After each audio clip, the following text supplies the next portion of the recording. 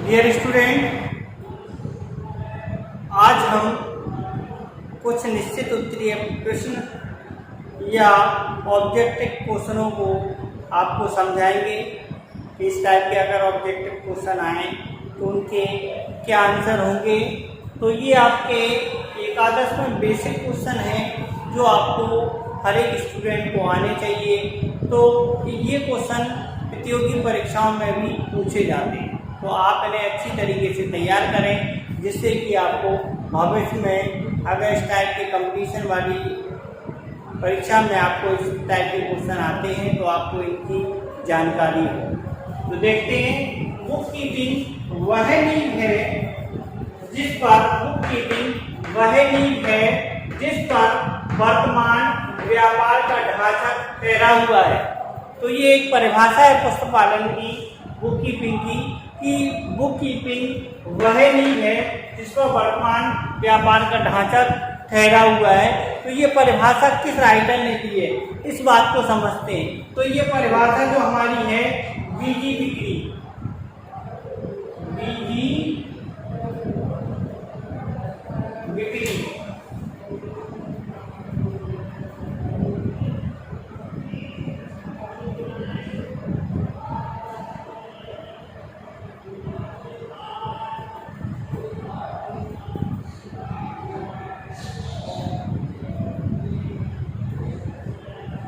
ये जो परिभाषा है बीजी बिक्री ने दी है।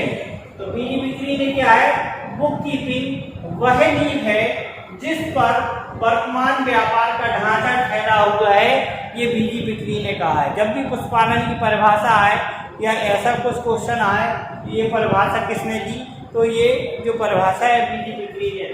पुष्पालन का प्रारंभकर्ता किसे माना जाता है, जो हमारा पुष्पालन है, बुक कीपिंग है या डबल एंट्री है, इसके जन्मदाता कौन है। तो इसके जन्मदाता है लूकास पेसियोली।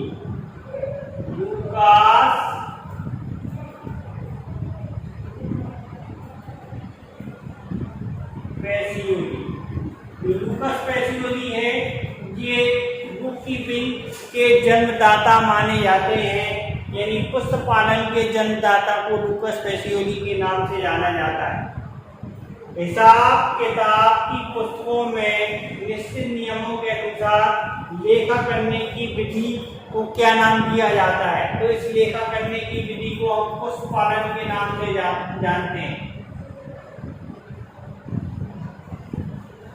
हिसाब किताब की पुस्तकों में निश्चित नियमों के अनुसार लेखा करने की विधि को हम पुस्तपालन के नाम से जानते हैं। लेखांकन है, तो लेखांकन को हम कला और विज्ञान के नाम से जानते हैं। कला धन विज्ञान, लेखांकन कला और विज्ञान है, ठीक है। तो लेखांकन को हम कला विज्ञान के नाम से जानते हैं।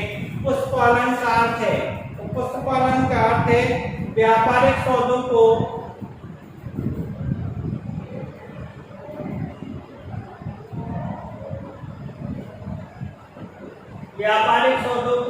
हिसाब किताब की पुस्तकों में लिखना।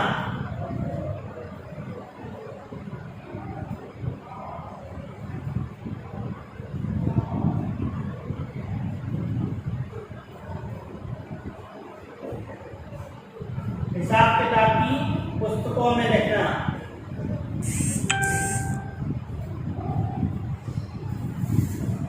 तो हमारा पुस्तपालन का अर्थ है व्यापारिक सौदों को हिसाब किताब की पुस्तकों में लिखना, आपका पुस्तपालन किया जाता है।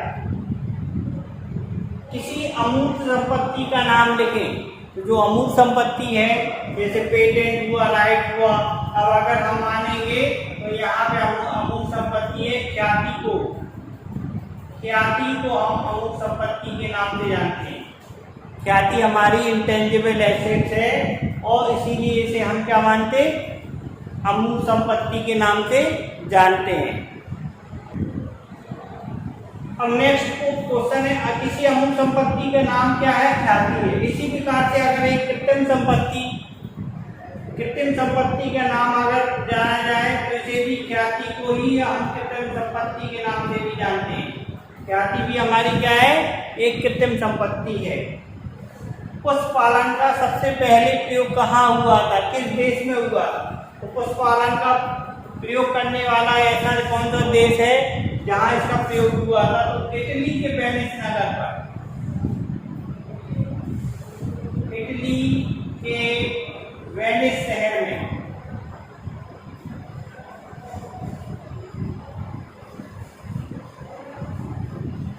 इटली में हुआ था और वेनिस शहर में, क्योंकि जो लूकस पेसियोली है इटली के वेनिस नगर के निवासी थे, तो इसीलिए सबसे पहले इसका प्रयोग कहाँ किया गया? इटली में। नकद बट्टा किया जाता है, कोई भी नकद लेन देन, नकद लेन और देन, कोई भी हम नकद लेन देन करेंगे उसमें नकद बट्टा दिया जाएगा, या नकद क्रय करेंगे, जैसे नकद क्रय किया तो उसमें दिया जाएगा, नकद विक्रय करेंगे तो उसमें दिया जाएगा, इसके बाद नकद भुगतान प्राप्त करेंगे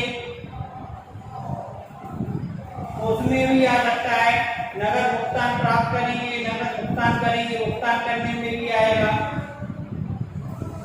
तो इतनी सारी कंडीशन में जहाँ सारे नकद में ट्रांजैक्शन हो वहाँ नकद बट्टा आ सकता है। अब अगर प्राप्त हो रहा है तो प्राप्त डिस्काउंट रिसीव, और अगर हम दे रहे हैं तो डिस्काउंट पेड के नाम से, ठीक है ना। एक क्वेश्चन और देख रहे हैं, जहां पशुपालन का कार्य समाप्त होता है,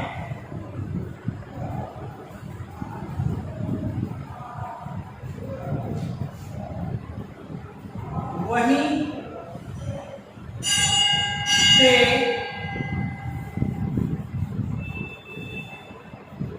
लेखाकरण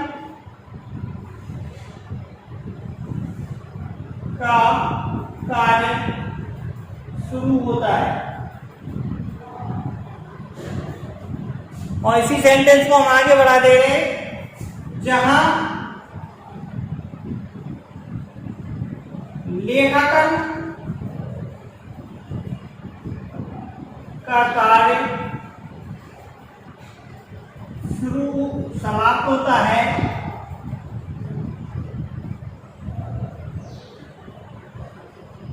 वहीं अंकेक्षण का कार्य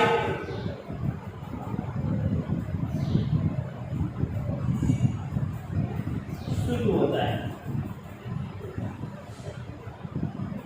तो ये दो सेंटेंस हैं, जहां हमारा पशुपालन का समाप्त होगा, ये बात तो सत्य है, वहीं से लेखाकरण का कार्य चालू हो जाएगा, और जहां लेखाकरण का कार्य समाप्त हो जाएगा वहां से अंकेक्षण का कार्य चालू हो जाएगा। तो आपको मैंने फर्स्ट टॉपिक में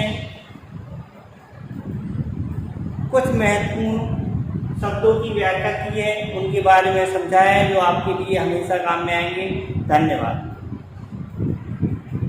इसे लाइक करें, सब्सक्राइब करें और शेयर करें।